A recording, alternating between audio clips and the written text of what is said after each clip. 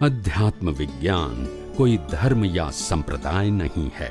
ये spiritual science है जो कुदरत के कानून पर आधारित है। ये विज्ञान पूरे ब्रह्मांड के सभी रहस्यों को उजागर करता है और जीवन के सभी पहलुओं को समझने के लिए एक नई दृष्टि देता है।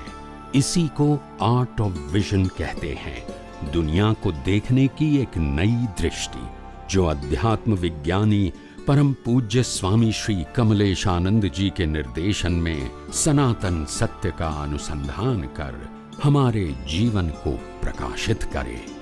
जय सच्चिदानंद। जो सांप्रदायिक कहिए, धार्मिक कहिए, उसके अंदर समभाव शब्द बहुत चलता है कि आपके साथ कोई कुछ भी कहे और कोई तरह की बात कहे तो आप उसमें समभाव रखो। इसका अर्थ ये, उनके कहने का अर्थ ये है कि आप अपने दिमाग के अंदर राग द्वेष मत लाओ। राग द्वेष से दूर रहने को वो समभाव कहते हैं। राग द्वेष में सम रहने को, एक जैसा रहने को समभाव कहते हैं। तो कृपया ये, क्योंकि वो रिलेटिव है और वो मन वचन काया से जुड़े हुए हैं, तो समभाव भी उनका कहना रिलेटिव है या नहीं वो आप बताएंगे। तो जो समभाव की बात कहते हैं और अध्यात्म विज्ञानी आप जैसे कुदरती रचना देखने की बात कहते हैं, तो कृपया उनका समभाव कहना और कुदरती रचना को देखना जो है, ये थोड़ा सा अध्यात्म विज्ञान की दृष्टि से, सनातन सत्य की दृष्टि से क्लियर कीजिए। इसमें कोई सेम है या इसमें भिन्नता है या बिल्कुल अलग है या कहीं न कहीं उनका संबंध है, कृपया ये सारा खोल करके बताइए। प्रश्न के लिए धन्यवाद।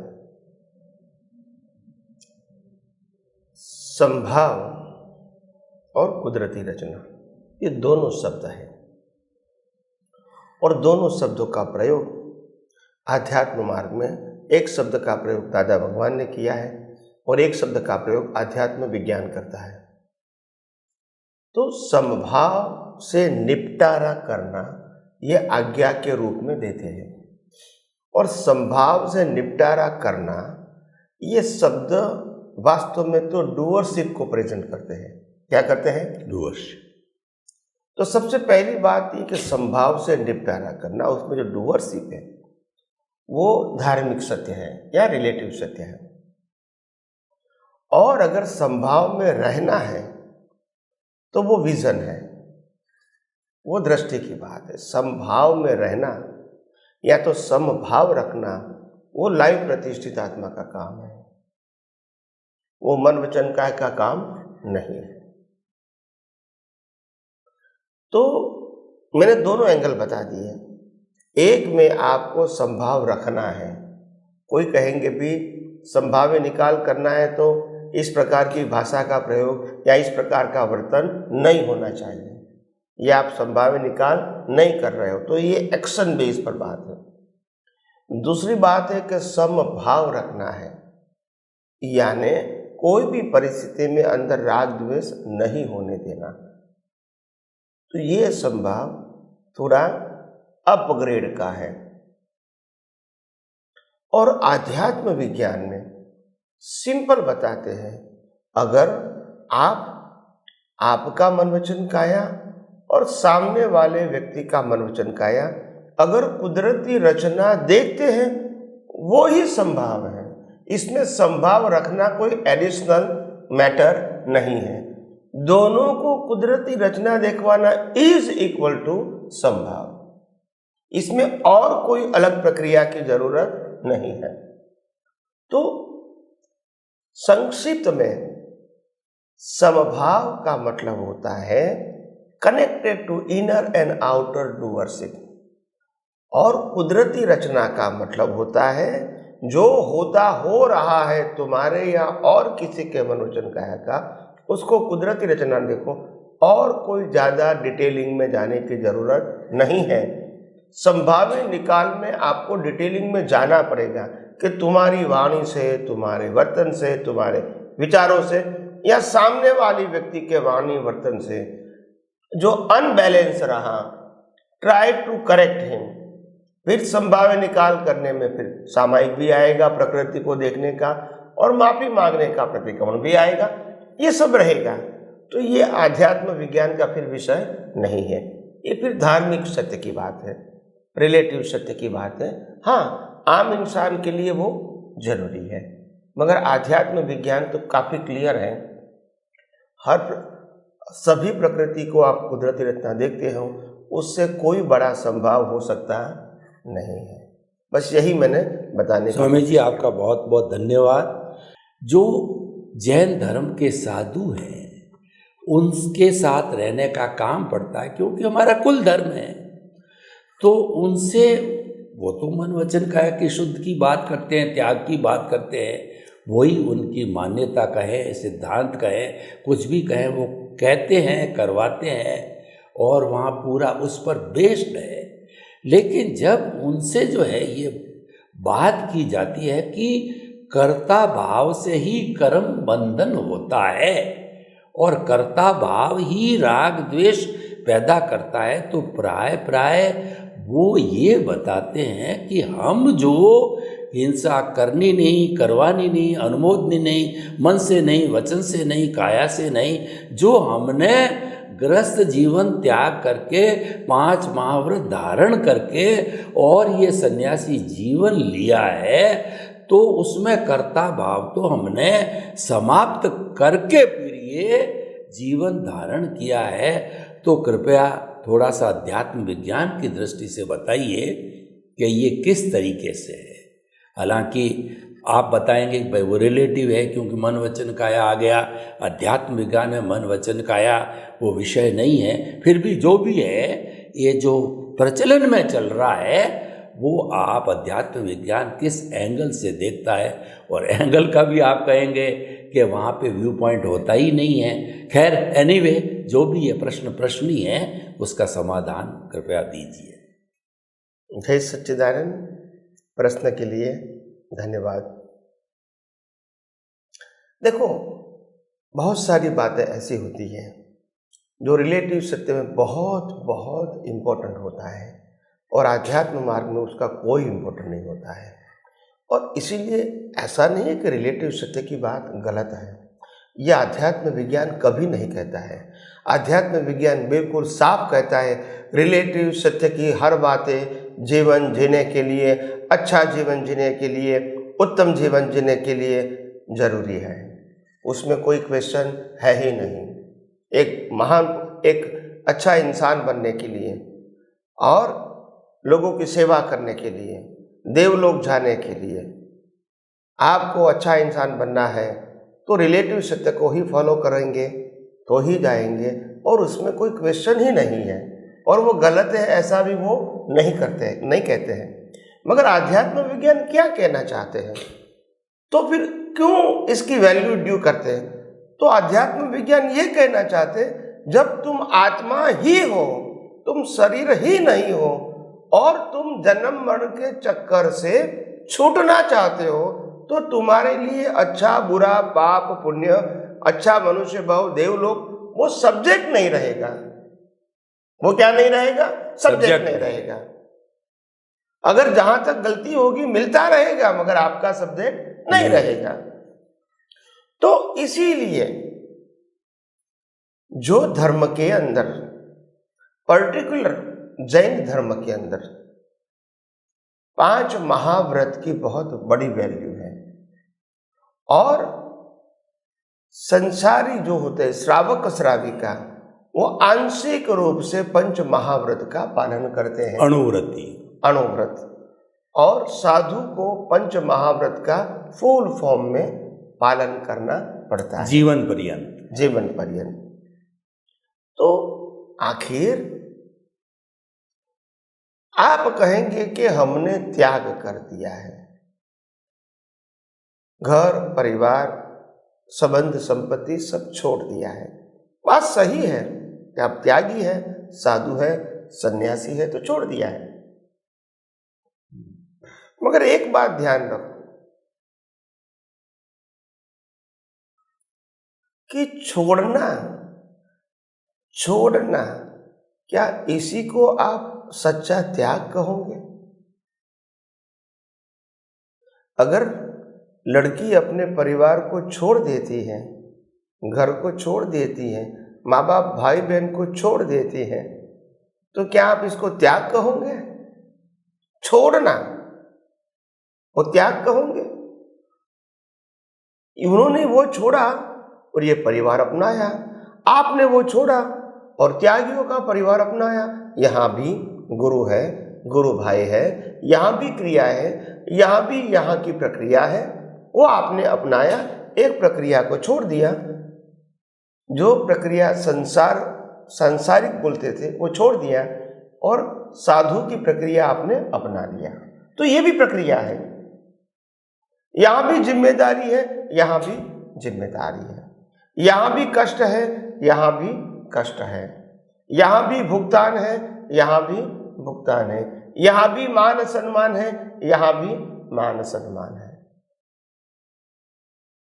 संसार में भी प्रोजेक्ट है और त्यागियों में भी प्रोजेक्ट है। तो ये सब कुछ तो है। त्याग एक अवस्था है, वो हम मानते हैं। त्याग एक मुक्ति का मार्ग है, वो करेक्ट नहीं है। अवस्था जरूर है, उसको तो मानना पड़ेगा ना, मगर वो मुक्ति का मार्ग है ऐसा सिद्ध नहीं होता है। और अगर 5 महाव्रत को सिंसियरली फॉलो करते हैं तो भी वो मुक्ति का मार्ग है, वो सिद्ध नहीं होता है।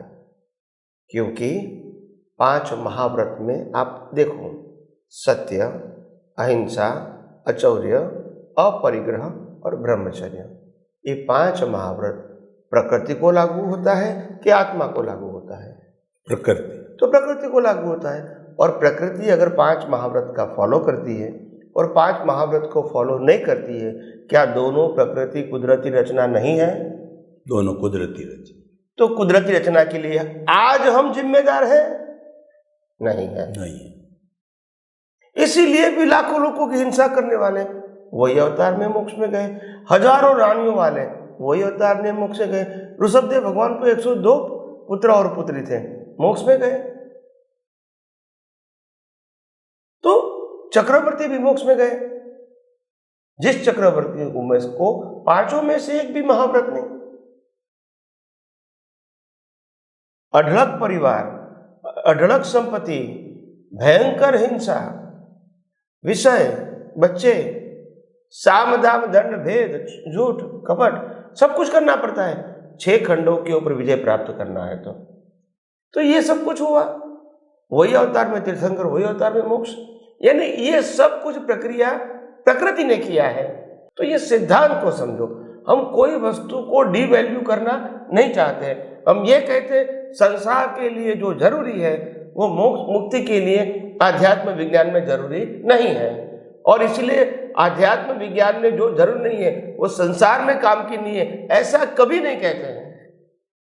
आपको तय करना है कि आपको अच्छा संसार के लिए, अच्छे संसार के लिए, अच्छे मनुष्य भोग के लिए या भौतिक प्रोग्रेस के लिए जीना है, या तो जन्म मरण के मुक्ति के लिए जीना है, वो आपको तय करना है।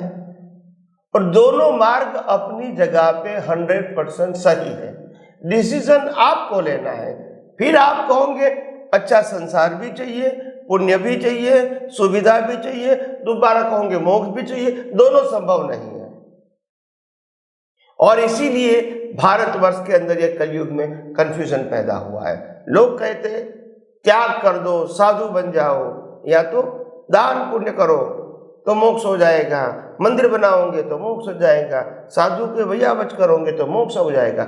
ये ऐसी बात नहीं है, ये रिलेटिव सत्य है, ये पुण्य पाप की बात है। तो मेरा कहने का मतलब है दोनों अपनी जगह पे 100% सही है। रिलेटिव सत्य का मार्ग भी सही है, सनातन सत्य का मार्ग भी सही है। अगर आपको मोक्ष में जाना है तो यू फॉलो द सनातन सत्य।